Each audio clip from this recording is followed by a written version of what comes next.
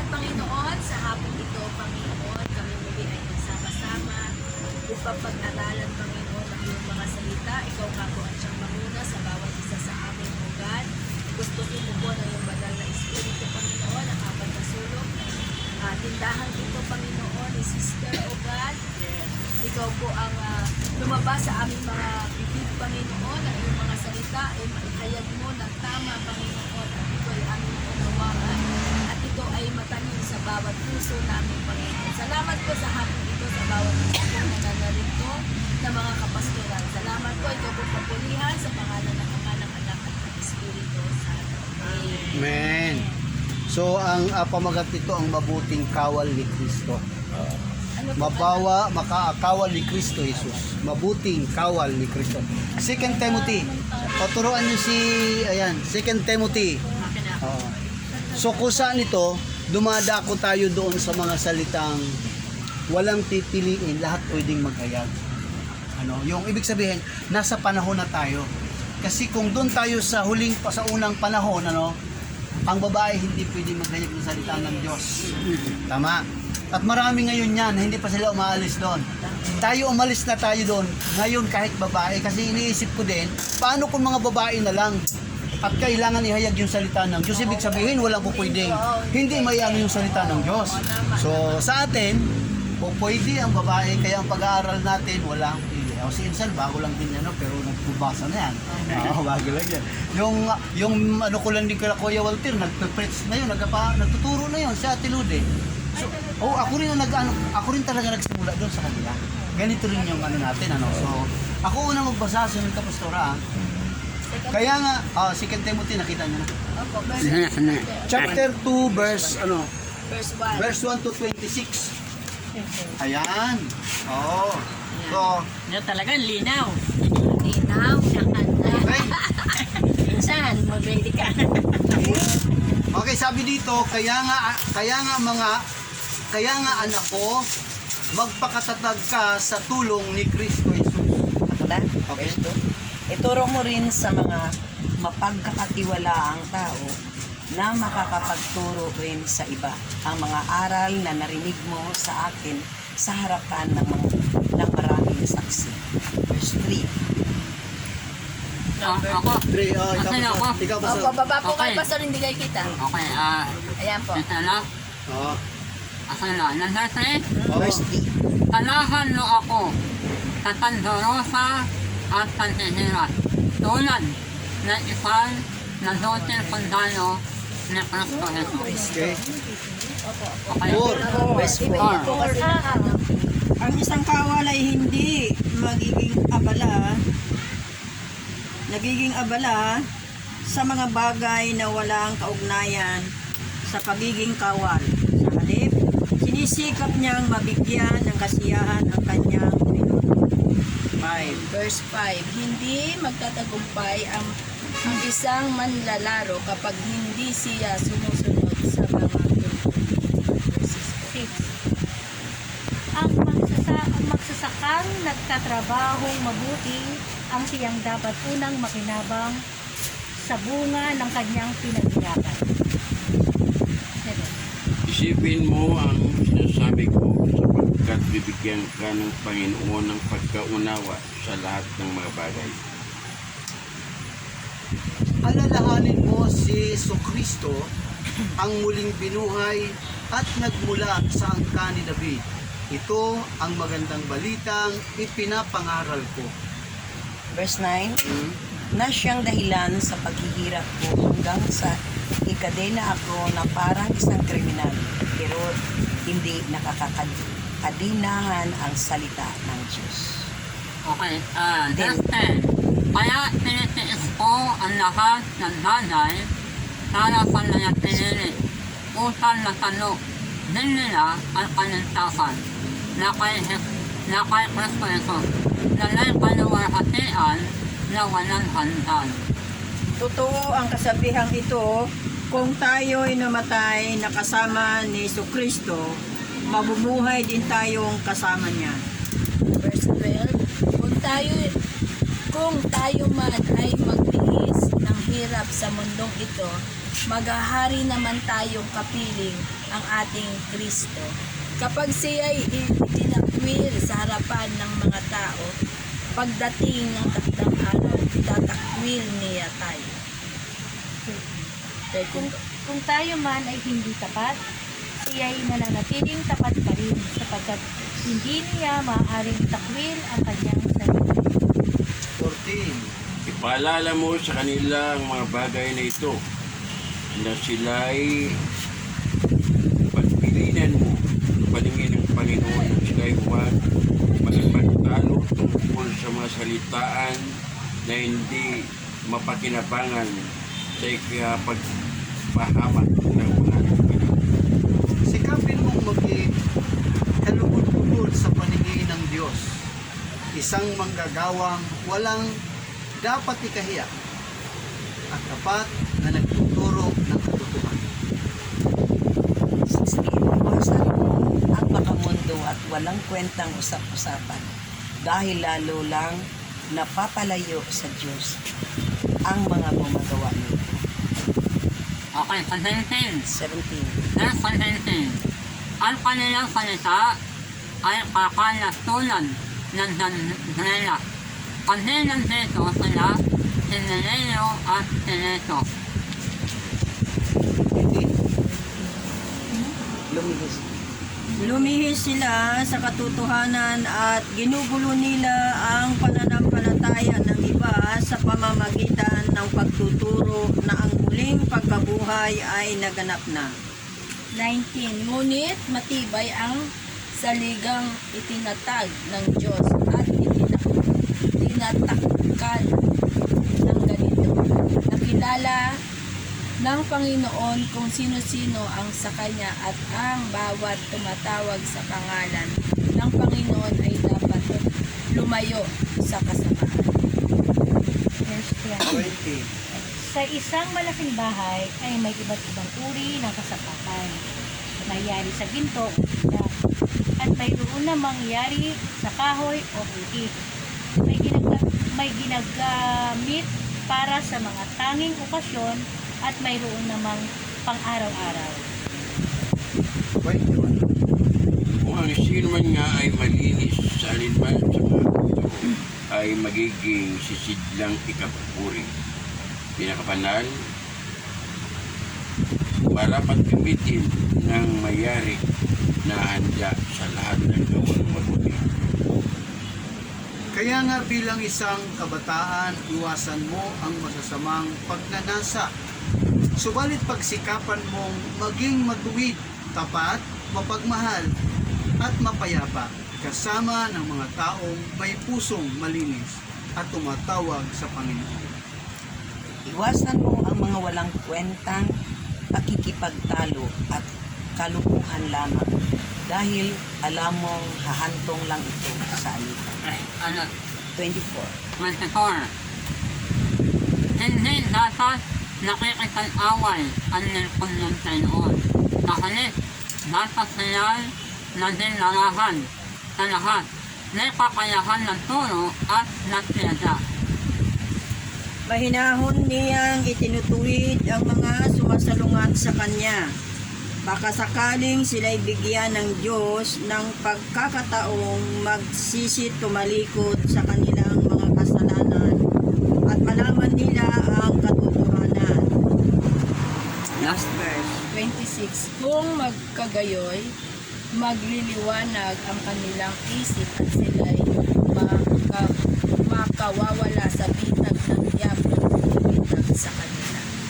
Amen. Amen. So, ang paliwanag natin dito ay dalawang talata, ano?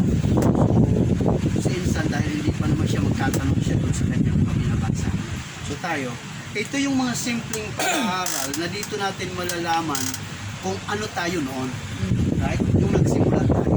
Kasi ito, sorpresa ito eh. Hindi mo ito pinag-aralan. Bigla lang itong binasa ngayon dito. At ano yung revelation ng Diyos sa iyo, yun ay papahayag natin sa hapong ito. Ano? Sabi, dito sa akin sa 2 talata. Kaya, sabi niya, kaya nga anak ko, magpakatatag ka sa tulong ni Kristo Jesus ang mga narinig mo sa akin sa harap ng maraming saksi ay ituro mo rin sa mga taong mapagkakatiwalaan at may kakayahang magturo naman sa iba. So ito po yung parang alulod na pagdaloy sa iyo, dadaloy doon sa iba. Tama? Pero pipiliin mo lang.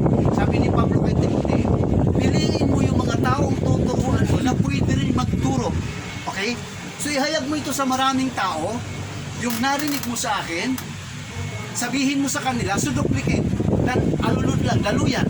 Ibig sabihin nyo, sabihin, si Timothy yung nagsasalita, yung sinasabi niya ay yung sinabi ni Pablo sa kanya. Na si Pablo naman ay nagagaling doon, tapos ito nagagaling, at sabi niya,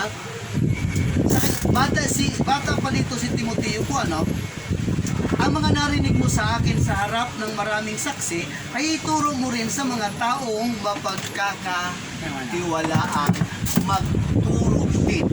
Tama? So, ang feeling ni Pablo, kung doon sa mga taong hindi naman po pwede magturo, huwag ka na magsayang ng panahon na magawa ka ng ganito. Na ibig sabihin, ito kasi this is parang pag-mentor natin, ano, na lahat po pwede tayo dito. Yung iba hindi pwede, hindi sila pwede sumama, pero pwedeng makinig. Magsalita tayo sa marami, pero hindi lahat yan pwedeng magturo. Amen. Pipili ka lang na tuturuan na pwede rin magturo. At alam mo, magandang kumisan, yung may mga karanasan, yung mga ganito may mga business, ang laki nung ano mo dito. Yung karanasan mo dito about doon sa pasensya, doon sa... Oo, doon sa... Ang pagka ginamit ka ng Panginoon, parang minsan mararamdaman mo na, ito, naranasan ko na ito nung mga nandun ako sa mga ano, tama, di ba? Kasi andito, may pressure to. Kapag business, may pressure yan. Lahat ng mga, kasi always right yung customer. So parang, di ba? So lagi kang pasensya sa customer kasi makaliwala. Kahit ginagalitan ka ng customer, so ano ka pa rin kasi tama yung customer palagi. So, bagamat sa atin, may mga mali naman yung tinutuwid natin. Ano? Pero dito, sinasabi ni Pablo, yung narinig mo sa akin sa maraming tao, sa maraming saksi, ito mo sa mga taong dapat din magturo. Ha? So, yung layunin ng pagtuturo, ng mentoring, ano, ay dapat yung po pwede rin magturo. Yung hindi magturo, gawing tagapakinig na lang. Okay? So, hanggang dyan ako, Pastora, 2 talata dito. Dito sa verse 3, magibahagi ka sa mga paghihirap bilang isang mabuting sundalo ni Kristo Jesus. Dapat katulad ka ng isang sundalo na sa serbisyo. Hindi siya nakikisangkot sa iba pang gawain para mabigyan niya ng kasiyahan ang kanyang opisyal. Dito sa nakikita ko, sabi niya, makibahagi ka sa paghirap bilang isang mabuting, as a good servant, dito ang isang sundalo ka. You are also a soldier of God, or a servant of God. As a soldier, sinasabi niya dito, sabi niya, ano mo yung sarili mo, hindi ka makisali. Wala kang makisangkot sa mga gawain. Sinasabi niya na masama na hindi mapagbigyan ng actually, sa katotohanan lang, if you are a servant of God, isa lang ang iniisip mo palagi. I want to please my master. Gusto ko talaga mapasayang master ko. Gusto ko po talaga yung senior ko magiging masaya sa akin. I will do my best. Everything I can do. Hindi ka talaga makisangkot sa katotohanan lang. Tatalikuran mo ang mundo, talikuran mo talaga ang takipagsalamuha ng walang kwentang bagay. Kundi, ang importante, lumakad ka ayon sa kagustuhan ng Diyos as being a good soldier. Nakatutok sa Kanya, lahat ng instruction, pakinggan. Kasi pag soldier ka, you need to hear every instruction and you need to bless your master. Amen. Ito po yung nakita ko po. Okay? Basa kayo. Okay na? Oh. Nasa akin, number 5, saka number 6. Nandito, ngayon sinalan, Paul ang sinalan, ang nakitan panipahan, tulad na ipananlalaro, hindi sila kukululuhan. Nalilan, kung sila ay nakitan panipahan, ayon sa naanin ng tunay. Pinakainayan, ang ipanlasipan ng nasasaka ay naunang tatanda sa kanya dahil di paanin. So yung tinutukin dito na Timoteo, Nandang tao na sumakanya sa tanukahan, yung palaro, yung athletics, ay sinusuot niya yung kanyang katawan. At kung ano yung alis ng tunin, ay yun ay susundan niya. Kasi pag hindi niya sinunod yun, halimbawa, nakanya ka sa palaro, kailangan ang kakain ay inenentino. Kain ka nakain, kapag ikaw tataklo, hindi ka na nakakataklo. So, hindi ka na yung katawan, ito ay sinusutil. Bakit sinusutil? Para ikaw ay nanalo sa iyong sasalihan palaro. Kasi kung hindi mo susundin yung alis ng tunin, hindi ka pwede nanalo. So, ang tinutukin din sa nito, ito ay inihahan ng dawala sa isang kristano. Kung tayo ay umaasa na pupunta sa kanalis, nasura kung ano yung alis ng tunay ni Kristo, nun ay itatanguhan natin. Susundin natin. Kasi kung hindi natin susundin yung kalooban ng Diyos, hindi tayo nakakaasa na pupunta doon. Kasi hindi natin ginawa Talatang 6. Kinakainayan ay isang nasitan na nagsasaka ay naunang tatanggap na kanyang sa bahagi sa anis. So ano tinutukoy nito? Tinutukoy ito sa nayayaran o Kristiyano na kung ikaw ay natuturo ng salita ng Diyos, ikaw muna ang gagawa doon. Kasi nahirap na ituturo, tapos hindi natin ginagawa. Kaya isang salita ni Sinaseo, kinakainayan ang isang nakita na nagsasaka ay naunang tatanggap na kanyang bahagi. Inakunin, kung tayo ay nais natin natulong sa salita ng Diyos, ng Nehuwaran, tayo ang dapat nakita ng pattern na halimbawa para nasusunod sa atin, gagayahin tayo. Ganun lang po, mga kapatid. Okay. Magandang tala kayo. 7 and 8. Dalawang round ito Isipin mong mabuti ang sinasabi ko sa iyo at ipapaunawa sa iyo ng Panginoon ang lahat ng ito. Alalahanin mo si Jesucristo, ang muling binuhay at nagmula sa angkan ni David ayon sa magandang balitang ipinapangaral ko. Ang kausap kasi dito ni Apostol Pablo ay si Timoteo. So, bawat lingkod ng Diyos ay mayroong Timoteo na tinuturuan.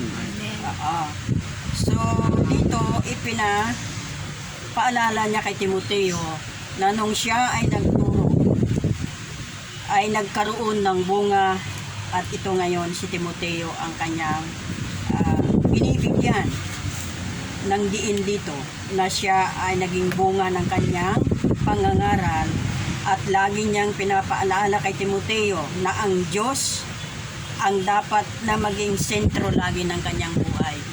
Para maging katulad din siya ni Pablo. Kaya tayo rin ay lagi din pinapaalalahanan ng ating Panginoon na kung paano siya nagturo ay gayon din tayo dapat. Ngayong henerasyon na ito, mayroon din tayo dapat Timoteo na tinuturuan. No? At makita rin sa atin ang pagiging isang mabuting kawal ni Kristo. Dahil ang lingkod ng Diyos, lahat yan ay on call kapag tayo ay tinawag. No? On call tayo lagi dahil yun ang ating trabaho. No? Pangalawa na lamang yung ating mga pangangailangan dahil ang Diyos ang ating great provider sa lahat ng ating kailangan.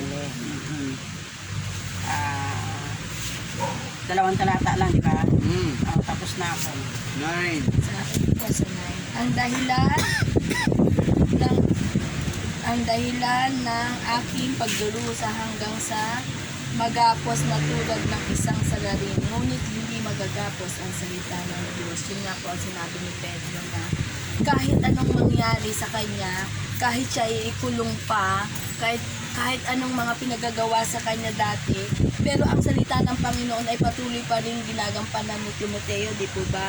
Dahil yun ang inuutos ni Pablo kay Timoteo na siya ay magpatuloy kahit si Pablo ay nasa loob na ng kulungan, siya ay magpatuloy upang ang salita ng Panginoon ay maibahagi. Dahil yun din po para sa atin naman pong mga lingkod ng Panginoon sa panahon ngayon, kahit anong suliranin, dagok ng buhay, pinagdadaanan natin, kailangan lagi natin talagang ibabahagi ang salita ng Panginoon dahil hindi walang if, ibig sabihin wala kang madadahilan sa Panginoon na ay wala kaming makain kaya hindi ko maibahagi ano ba ang sinasabi ng kanyang salita. Uunahin lagi natin na yung salita ng Panginoon ay may problema ako ngayon, kailangan isipin ko muna anong solusyon. Hindi, ang Diyos ang magbibigay ng solusyon sa ating problema.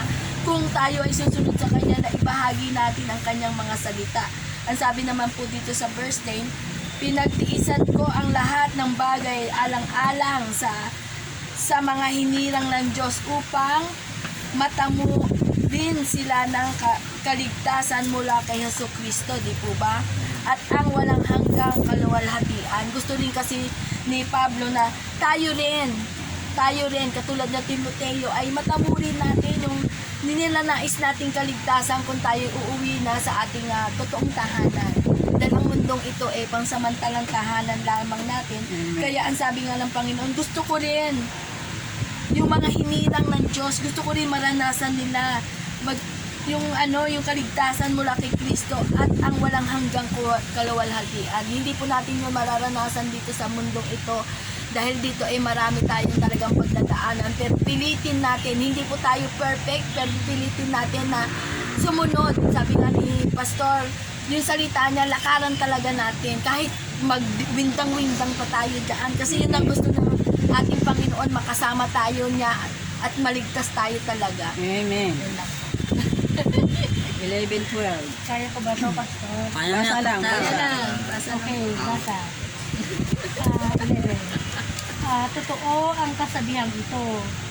Kung tayo'y namatay na kasama ni Jesucristo, mabubuhay din tayong kasama niya.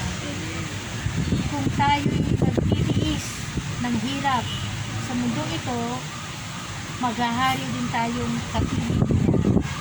Kapag itinakwil natin siya, itatakwil din niya tayo. Amen.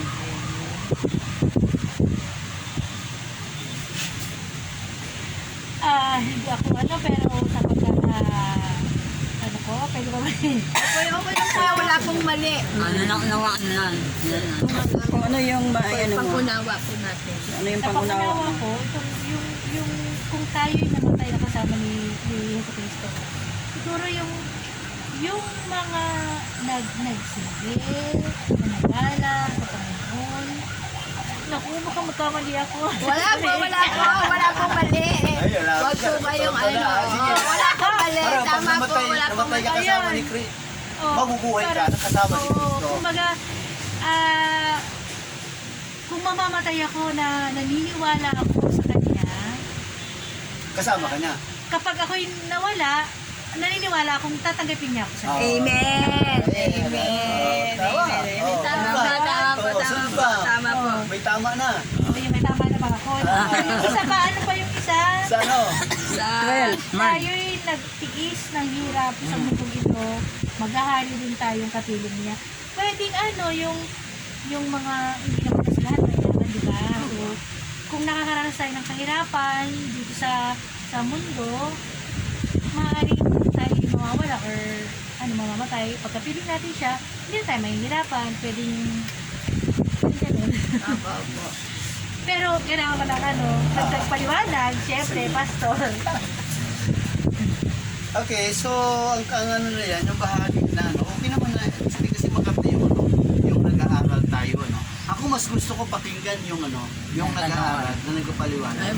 Kasi yung mga sanay na, parang na lang yun, minamani-mani na lang nila yun Parang hindi na masyadong, Kaya ginawa ko yung ganito, para yung bago, mas mapakinggan ko, pure pa kasi yun Pero yung mga sanay na, yung ba parang araw-araw mo na lang ginagawa, parang ang paliwanag mo, parang wala nang masyadong sarap. O kasi pinapaganda mo na lang pinapaganda. kagaya nung bago, Bago talagang kinakabahan pa yan eh.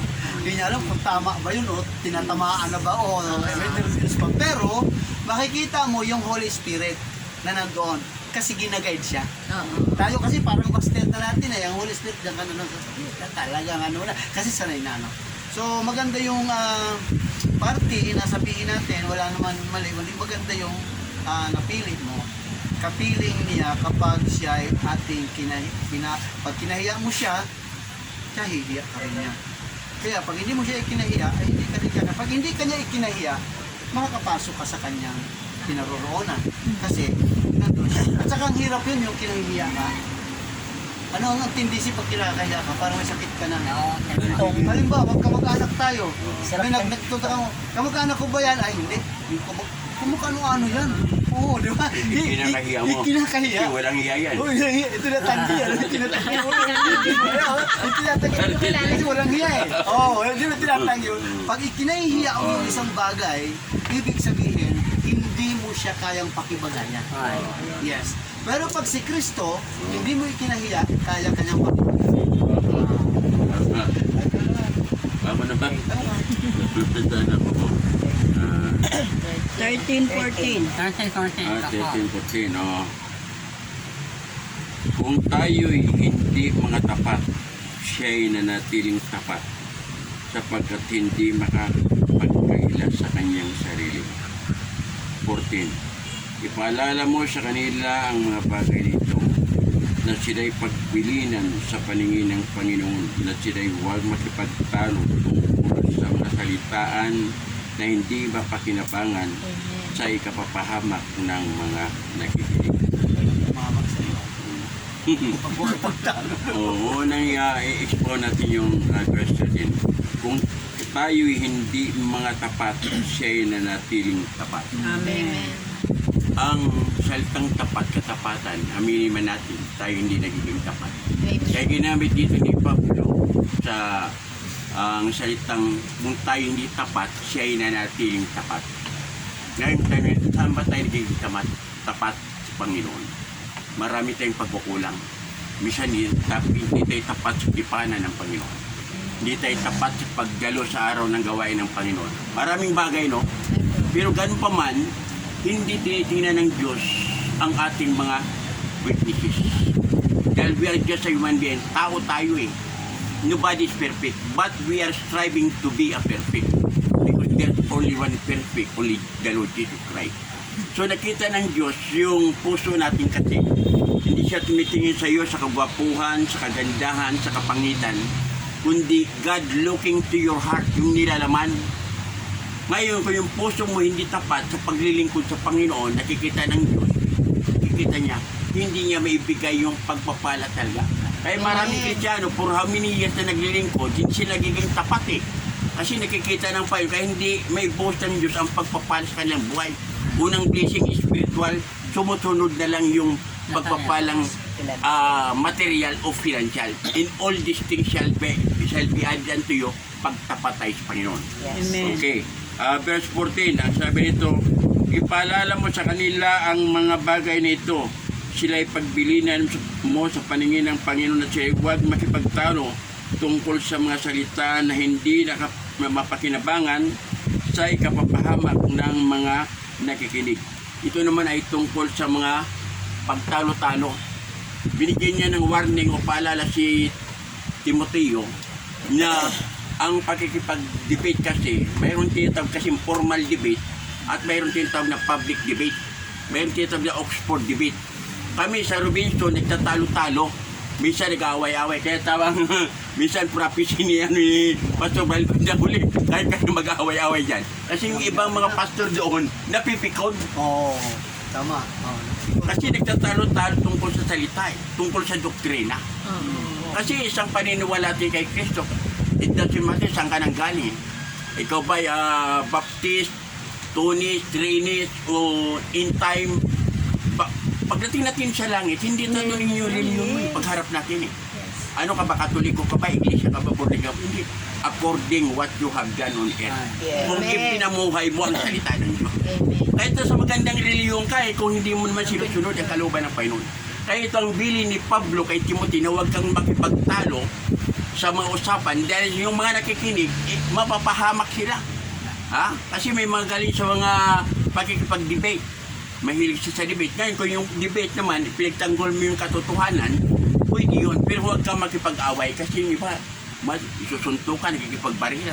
Kita mo sa Lunita, suntukan niya, mga Muslim, mga nakipag-debate. Kita mo si Soriano, ilang pisang pinalo sa silya sa ulo yan, kaya galit-galit siya. Ito, Pampanga, nakita ko, pati mga babae, bakya, pinapalo sila.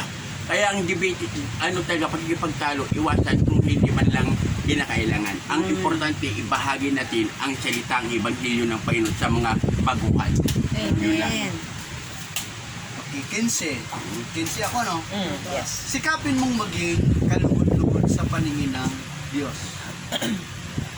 Isang manggagawang walang dapat ikahiya at dapat na nagtuturo ng katotohanan. Ano po sabi? Sikapin mong maging kalugod-lugod sa paningin ng Diyos. So, kapag ka sa paningin ng Diyos, kahit sa tao hindi. Kahit hindi matuwa sa iyo yung tao. Kasi kung minsan pagkasalita na ng Diyos, maraming hindi natutuwa. Kasi nasasaktan, matalino. So, hindi sila nalulugod. Pero ang importante dito, ang Diyos ay magkasunod. Yun yung pinaka-importante.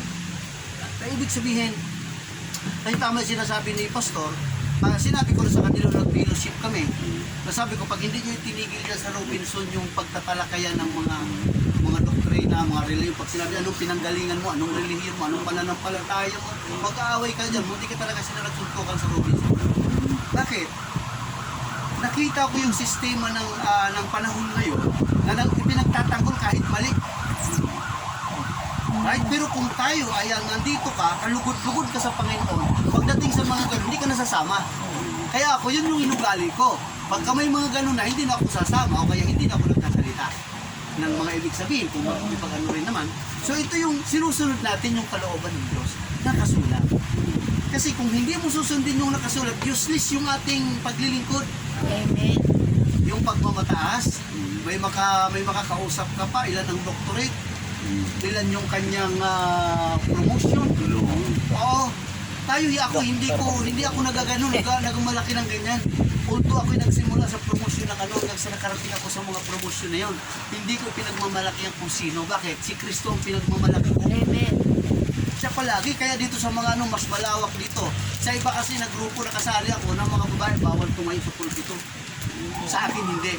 Pagka binigyan ka at nagkaroon ka ng passion sa gagawin mo sa Panginoon, gawin mo dahil ang Diyos ang pinaglilingkuran mo, hindi tao. Kasi sabi ko ako, pagbabawalan mo yung mga babae, paano ko sila na lang?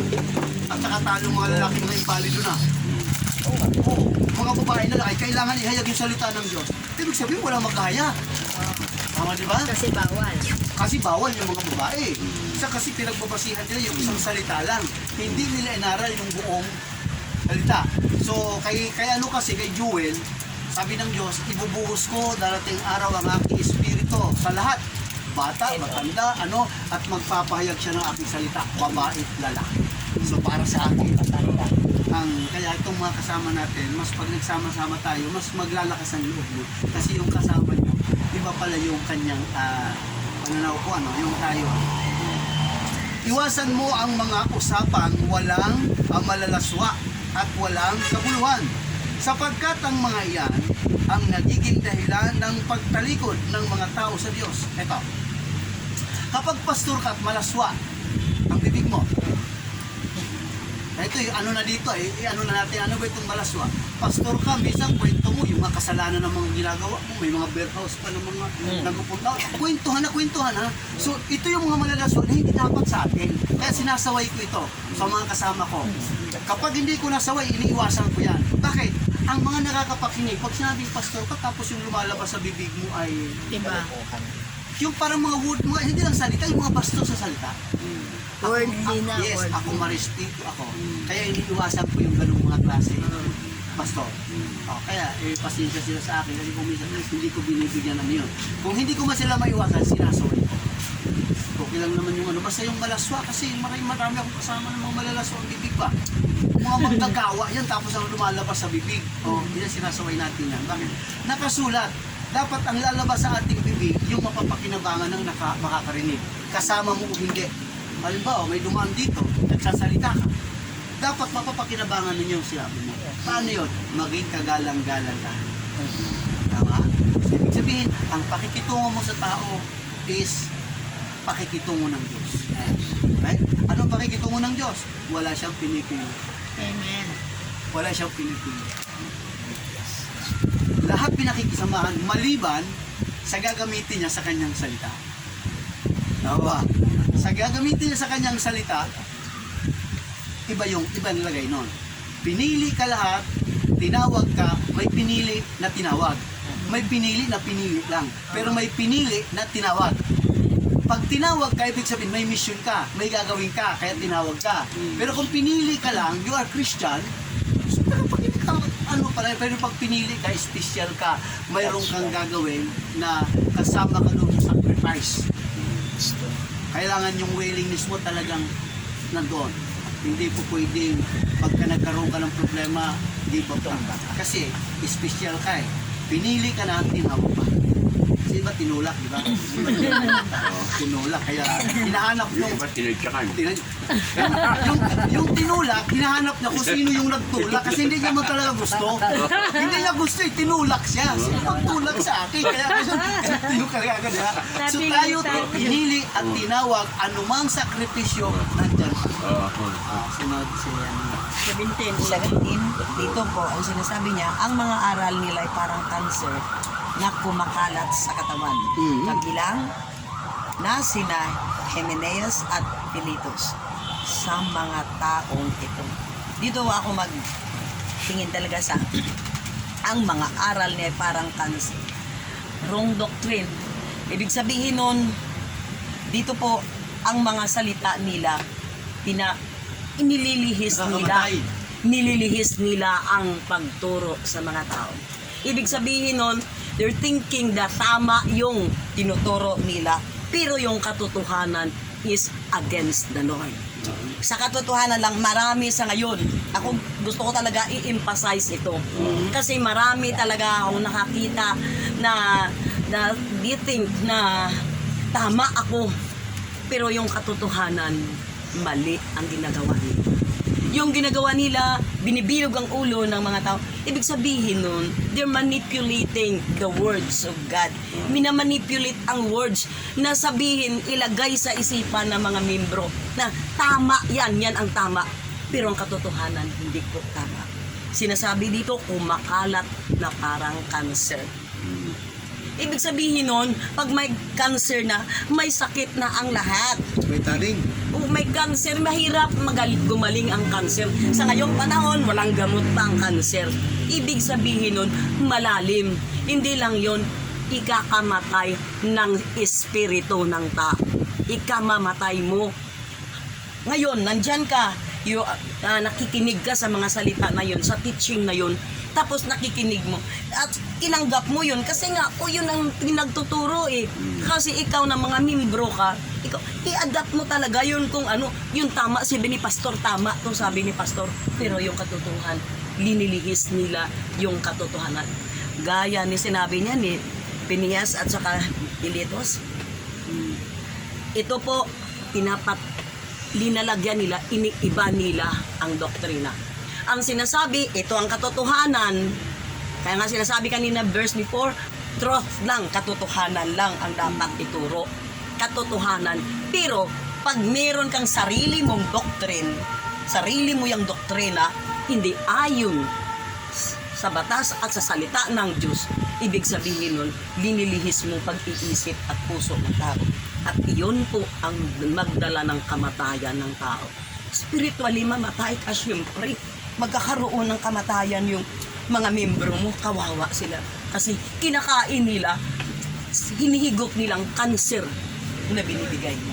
Ikaw mismo ang nagbigay ng mali na doktrina doon. Sabi niya, lumihis sila sa katotohanan dahil tinuturo nilang naganap na ang muling pagkabuhay ng mga patay at ginugulo tuloy nila ang pananampalataya ng iba. Ibig sabihin, ginugulo talaga nila, lumilihis yung ano nila, tama ako, ito po ang katotohanan. Example ha, pwede ba ako maggawa ng example? Kasi medyo ano to siya, hindi talagang verse. Basta nandyan yung mga materialis. For example ha, ako nga, sample ko lang ha, ako may church ako dito. May church ako Nangyari dito. kasi sa amin yan. Medyo nangyari talaga ito sa buhay namin. Ito, nandito ako ngayon sa church ko. Mga member ko kayo. Mga member ko kayo. Habang nandito ako, nagtuturo ako, ito po ang tama, ito ang sundin ninyo. Kasi po, ito po dinala ko ng Diyos papunta sa kung saang lugar para po mangaral, pero ang katotohanan man hindi. Manipulate mo lang yung isip ng mga tao. Gusto mo lang sumunod lahat ng tao. You are forcing. Gina-force mo yung mga tao. Pina-force mo yung lahat ng mindset ng tao, yung puso ng tao. Kasi pag i-force mo yung mindset ng tao, malilihis talaga yun. Kahit na mali na doktrina, susunod talaga sa'yo. Kasi you are stand firm. Kasi pastor ako po yun, ako po. You're always saying, me. Hindi mo na nakita na may master ka pala. Inutusan ka lang. Katotohanan lang dapat. Katotohanan lang dapat dito ang isalita mo, hindi yung sarili mo. Yung exalting na sarili mo, at least yung mga tao, kawawa. It will cause talaga cancer sa buhay ng tao. Kawawa. Kawawa. Pag naghihis ka na. You think you are already okay, you are somebody, you think you are already, it's right, ito po ang tama. Pero yung ang katotohanan, hindi po. It's been nangyari po sa buhay namin. Okay. Yun lang po. 1920. 1920. Okay, kanya nito, ngayon lang, nakatayo ang matibay na pundasyon. Itinatag ng Diyos. Meron itong tatak na ganito. Napipilala ng Panginoon kung sino ang nayakan niya. At bawat isang tumatawan sa payanan ng Panginoon ay dapat lumayo sa kasalaan. 20. Sa layan ng tahanan, hindi lalong nalagyan, nyari sa ginto at pilak ang naroon. May nalagyan din nyari sa kahoy at tutik. Ang ilang sa ito, dinagamit sa narayan. Ngunit, ang ilan ay sa hindi narayan. So, dito sa talata 19, meron dito inihahan ng dawa sa tanyo at hindi nalang inihahan ng dawa. Meron sa tinutukoy na pinatutulayan. Meron sa itinatayo dito, saan siya? Ito dapat nakita na lahat ito eh. Asan siya? Ngayon lang nakatayo ang natin dahil na pundasyon, itinatan ng Diyos. Ano ito? Meron itong tatak na ganito. Ano yung tatak na yun? Ang tatak, saan siya? Nakikilala ng Panginoon kung sino ang nayakan niya. Yun ang tatak ng Diyos. Ang ibig ng tatak ng Diyos, identification na ikaw ay pag-aari ng Diyos. Ibig sabihin, na nakusano na hindi talaga pinikilala ng Panginoon. Kaya sana yung kanso ka natin sa 21, hindi ang dawat na sasanto sa akin Panginoon ay tatapok. Kundi ang solution na sa kalooban ng Diyos. Ibig sabihin, kahit sa isang sandahan, hindi lahat yan ay solution na talaga. Pero kung ikaw nakakilala sa Panginoon, alam mo sa sarili kung ikaw ay nakakasunod. Yes. Kasi ikaw eh. Ibig sabihin, noon pinutukoy na tatak nito, nakikilala ng Panginoon yung kanya. Eh ano naman yung tatak no? Yung tatak no, napatutunayan mo sa sarili no, nakilala mo siya. Bakit? Kasi alam mo sa buhay no, sinusunod mo siya. Ano na lang, that's pa lang. Ibig sabihin, hindi isang tao ang nagpapatunay na ikaw ay anak ng Diyos, kundi ikaw lang. Ikaw yung nakakakilala kung ito na sinusunod ko o hindi. Yan. Okay, pangalawa. Ang kanya, at bawat isang tumatawan sa tayanan ng Panginoon ay dapat lumayo sa kasalaan. Kasi bakit? Namaing tao na relihiyoso tumatawa sa Panginoon, pero ang totoo, kapag hindi nakasanla-kasano na ginagawa na hindi sana. Kaya kabisado, bawat isang tumatawal sa tayanan ng Diyos ay dapat lalayo sa katanaan. Noon na isang Diyos, kung tayo ay isang Kristiyano, lalo na tayo ay nakakilala, ay nung dati natin ginagawa, kinakalayan, yun ay layuan na natin. O, talatang 20. 50 po. Okay. 20. Ito, Ay, sorry ha. 50 po. Sige, tuloy lang, tuloy lang. Talatang 20, ito nalang to eh. Sa layan ng tahanan, hindi naman nalagyan, lari sa ginto at tela ang laroon. Dahil ito, nandiyan ito. Nilaya, nalagyan din, lari sa kahoy at tela. At totek pala totek. Ang ilan ko na ito ay dinadali sa larayan. Ngunit, ang ilan ay sa hindi larayan. So, tingnan natin, ito. Sa isang tahanan daw, ng tahanan ng layanan, siyempre doon dali, may antindo, nalahanin, na hindi nawawala doon, Tapos na rin tayo. na nangyayari sa kahoy, Tapos, ano nangyayari ito, sa kahoy, apat na talata. nangyayari sa tuti, pero anong tinutukin din sa Nisanjo? Ay, nasa Sanjo ito na tayo. Ang tinutukin yan dito, doon sa tahanan na yun, hindi lahat ay sakit pinadayan. Hindi lahat. Kasi, ang kahoy na susunod yan. Ang tutik na susunod yan. Ano kasi, sa mga Kristiyano, hindi lahat ay talagang nakakasunod. Hindi lahat nakakasunod. Kaya hindi kasi, ang ganda na talata. Yan lang. Sunod. Ang sinumang lumalayo sa kasamaan ay katulad ng sisidlang natatangi. Malinis at karapat-dapat gamitin ng may-ari para sa lahat ng mabubuting gawain. 21. 21. Kaya nga, iwasan mo ang masasamang hilig ng kabataan. Sa halip ay pagsikapan mong maging matuwid, tapat, mapagmahal, at mapayapa, kasama ng mga taong may pusong malinis na tumatawag sa Panginoon. Reminders ito ni Apostol Pablo kay Timoteo na maging yung mga kasamaan ay dapat layuan,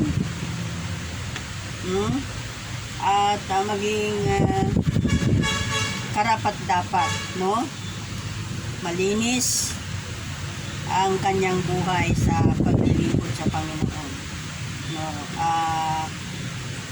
Kaya nga ang kanyang laging sinasabi ay umiwas. Hanggat makaiwas ka, iwasan mo. Hanggat maaari ay hindi ka dapat matukso ng mga bagay na yan, at hindi dapat yan na magawa mo bilang isang tagasunod ni Kristo. Kaya lagi niyang pinapayuhan, pinapaalalahanan si Timoteo bilang bata pa sa pananampalataya. Minsan nga kahit na matanda na tayo sa pananampalataya, nagkakamali pa rin tayo. How much more ang mga bata pa. So, lagi talaga niyang inaalalayan si Timoteo dahil gusto talaga niya na maging mabuting bata hanggang sa kanyang paglaki. No.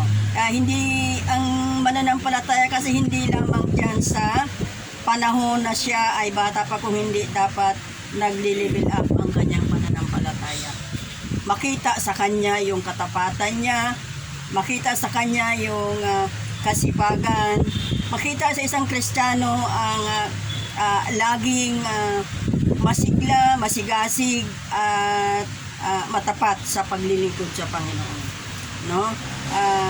Ito ay hindi lamang para sa mga bata, dahil sa panahon natin ngayon, lahat ng nagbabasa nito at hindi ito nasusunod ay ibig sabihin hindi ka pa talaga totally na sumusunod sa sinasabi ng Panginoon. Kaya bilang bata pa, laging pinapaalalahanan ng Panginoon dahil minsan nagigiwang-giwang ang ating pananampalataya sa Panginoon. Lalo na pag dumating ng mga pagsubok. Oo. Then, sa 22, sabi niya, maging matuwid at tapat, mapagmahal at mapayapa, kasama ng mga taong may pusong malinis na tumawag sa Panginoon. So, sa atin pong panalangin, dapat lagi tayong malinis. Hindi tayo pwedeng panahanan ng banal na Espiritu kung marumi ang ating puso. Number 1 na tinitingnan sa atin ng Diyos yan, yung puso natin. Kaya bago tayo lumuhod sa harapan ng ating Panginoon, dapat malinis ang ating konsensya. Pangalawa, ang ating isip at puso. Oo, kasi hindi siya tao na ating luluhurang, hindi Diyos siya. Banal siya, malinis siya, at wala siyang anumang bahid ng kasalanan na makita natin. Kaya nga siya namatay dahil sa ating mga kasalanan. Na kailanman na hindi natin po pwedeng sabihin na matumbasan natin ang kabutihan ng ating Panginoon sa ating buhay, ngunit sinisikap ng bawat isa sa atin na ito ay ating maabot ang lahat ng panuntunan niya. Dahil kung tayo lamang, ay hindi natin kayang gawin ito.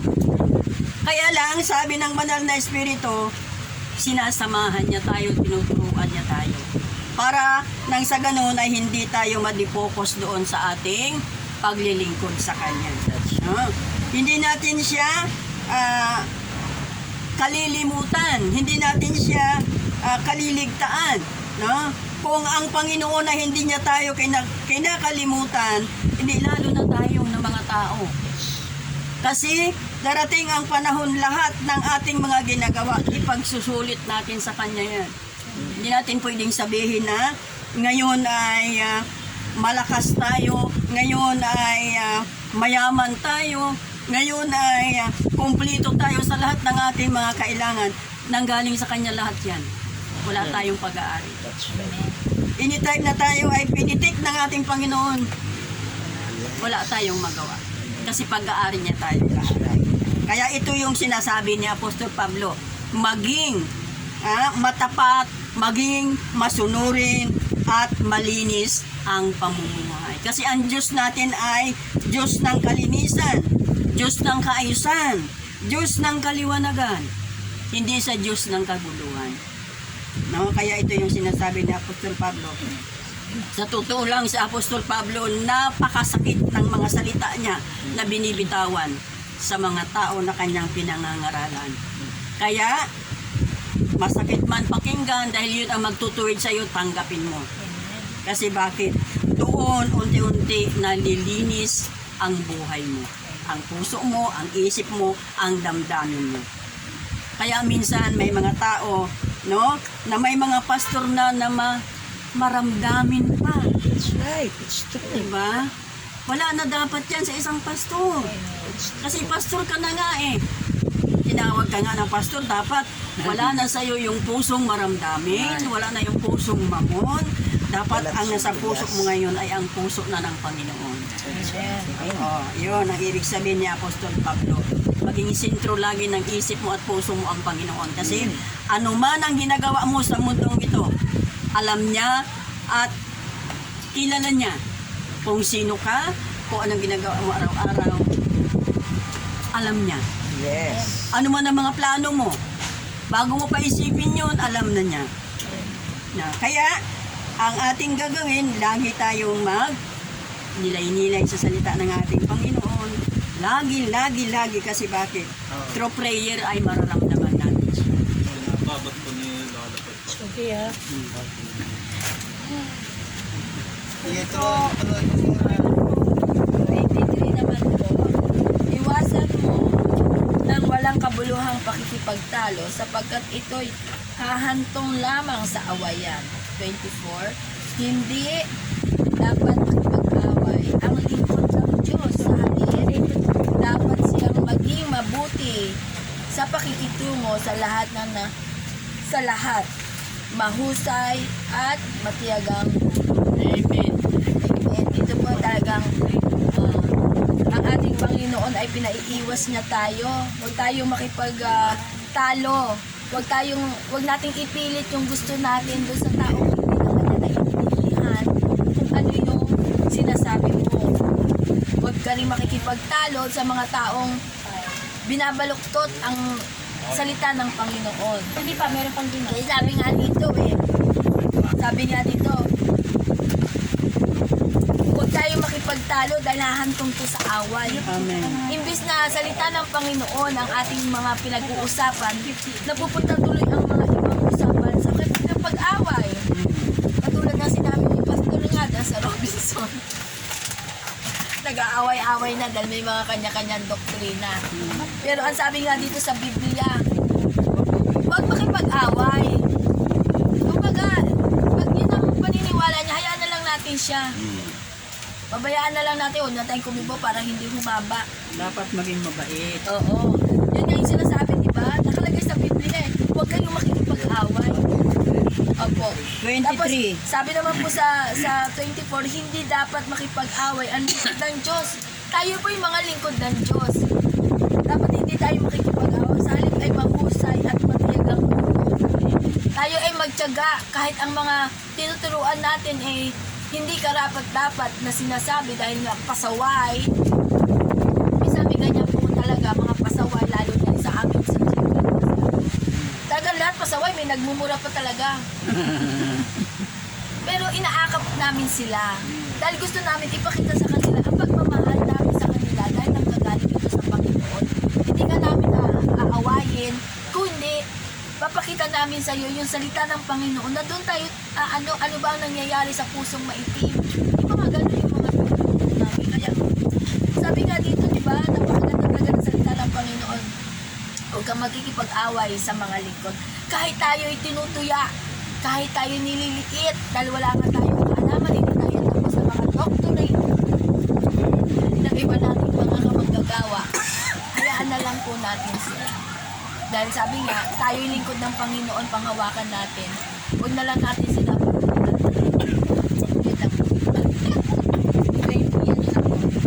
Minsan na, 25. 25. 25. Kasalo mo siya dyan, Pastor Turlaw. Para Bakit isa kayo? 25. Nahinahon niyang itinutuwid ang mga masalungat sa kanya. Baka sakaling sila'y bigyan ng Diyos sumiko sa pagkakataong pagsisit kumalikod sa kanilang mga kasalanan. Tama ba ito? Opo. Katotohanan. Amen.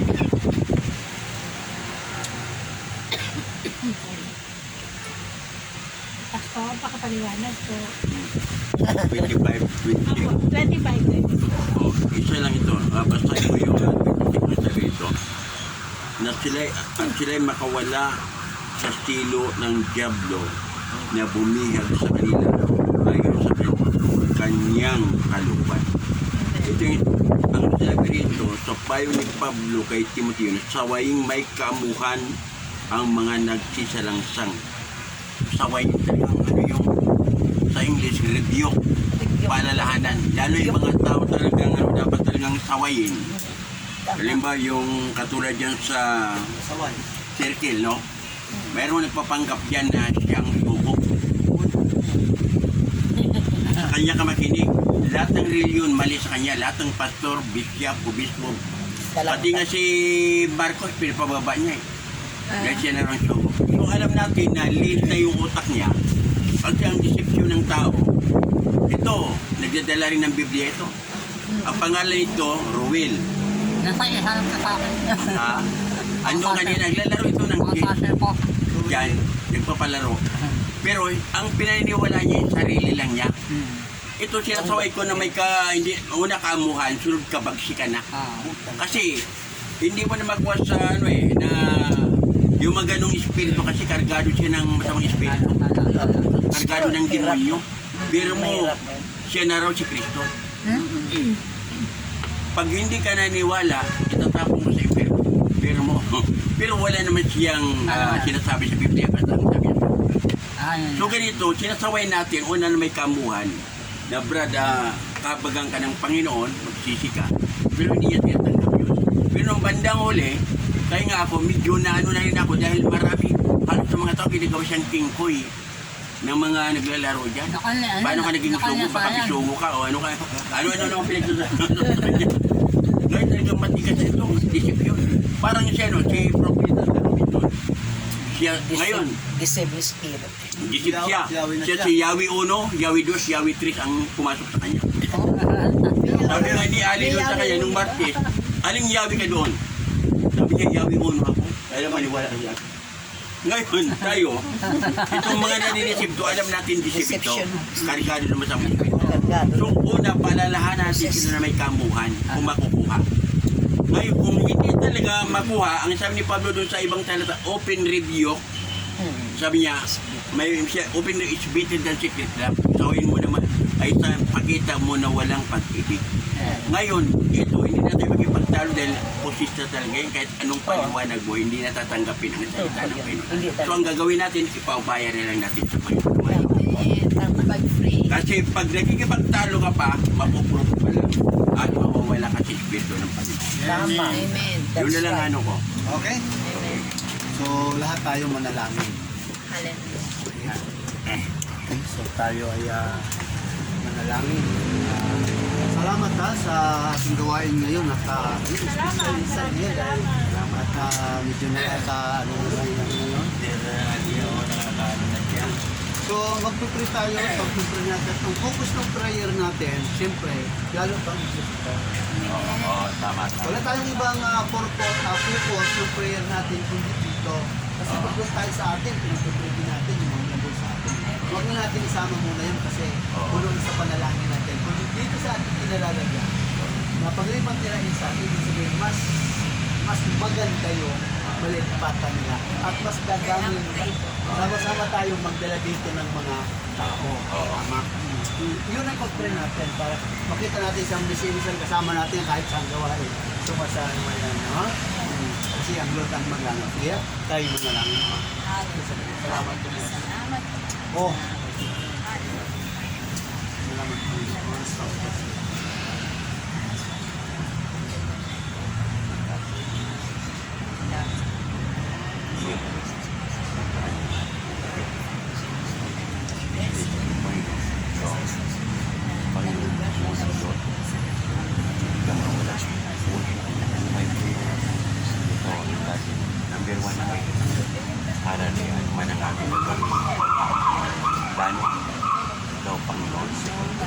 Bagay, ang lahat ng bagay na sa iyong makamay. Salamat sa tubig. Please, this is a business with God. Thank you, Lord, for your word. You must have done. Thank you very much. Pray. Pray. Pray.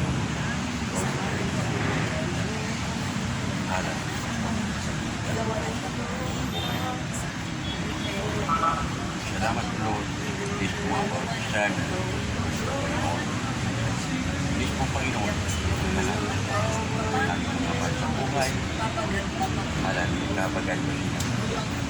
Salamat Panginoon, kung ang maligyan, kailangan, baka namin. Salamat Panginoon.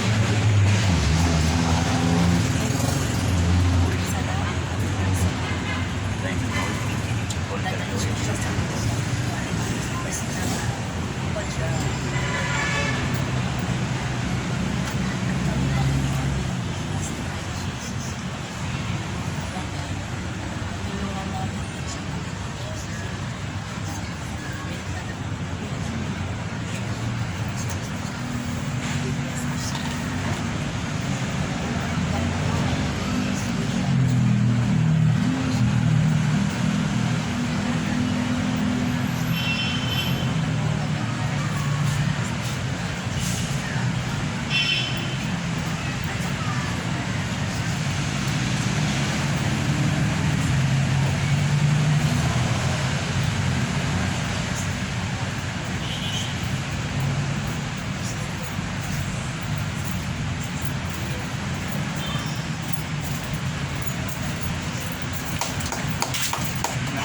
Pwede